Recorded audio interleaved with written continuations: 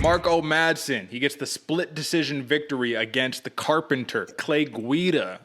Listen, man, this was a fight that played out not nearly the way that I expected. I said over under Mark Madsen just slams Guida on his head in the first round. Didn't happen. There was one takedown attempt between both of these fighters, and listen, there was no takedowns. There's no wrestling. There was zero wrestling in this match that was promoted as who made the best made the best wrestler win or something like that, right? I want to ask you: is it more of a tribute? Who gets more of credit in terms of the wrestling? Clay Guida in terms of being so slippery and so agile, Madsen couldn't even get his hands on him, or Madsen? Because Clay Guida, a great wrestler in and of himself, the takedown leader at 155 pounds currently, couldn't even come close to anything resembling a takedown on Madsen. What do you think? I have to give more credit to Clay Guida on this one because Madsen was able to pressure him up against a cage a couple of times, and in the Greco-Roman style, that's what he wants. All he needs is get his hands above the hips, and he can throw you, he can slam you, stuff, but not against Carpenter, brother. I don't know if it was a sweat thing. And there was a couple times with Clay Guida, he had the hair up, and Marco Madsen was able to get a couple Muay Thai grasps on that thing, man. So I thought, I was like, oh, the hair is gonna be like the grip that he needs. But nah, man, Clay stayed slick, he stayed smooth. I give more credit to Clay Guida on this one.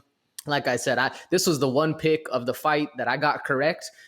I've been having a rough couple weeks, but I was a little upset at this one because I feel like the judges kind of gave it one way or the other, man. And I don't know. This could be a conversation for another time, but it's weird how sometimes the pressure is what wins the fights, like with the TJ Dillashaw and the damage, doesn't really come into play. And there's a couple other fights the same way.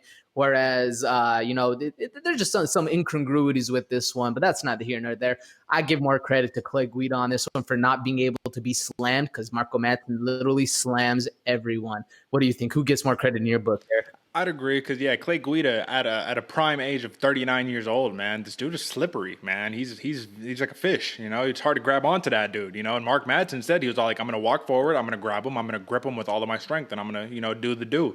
So shout out to that American wrestling, but this was really just a stalemate. And sometimes you do see that two really good jiu-jitsu dudes end up getting into a kickboxing match because their jiu-jitsu cancels out. You know what I mean? That's kind of what I expected a little bit in the Pantoja versus Royval, but we really saw this in its true form in this wrestling match. But if it makes you feel any better, I pulled up the numbers, and it looks like Mark Madsen, he outstruck Clay Guida 98-72. And when I was telling you about Clay Guida, who was swinging a lot and missing a lot, he significant strike 72 of 212. So he was throwing at a 33% clip, while Mark Madsen was 98 of 192 at a 51% clip. So you could throw a bunch, man, but if you're missing, it ain't really helping anybody in the conversation. You know what I'm saying? I don't know. It was a big win for Marco Madsen. He calls out Gregor Gillespie after. We'll talk matchmaking in a second, but huge win for the what do you call him? The Danishman, I don't know if they got because he'd be like a Swedish, like a Swede, the Frenchman. The Dane? The Dane, maybe. I don't know. Shout out to the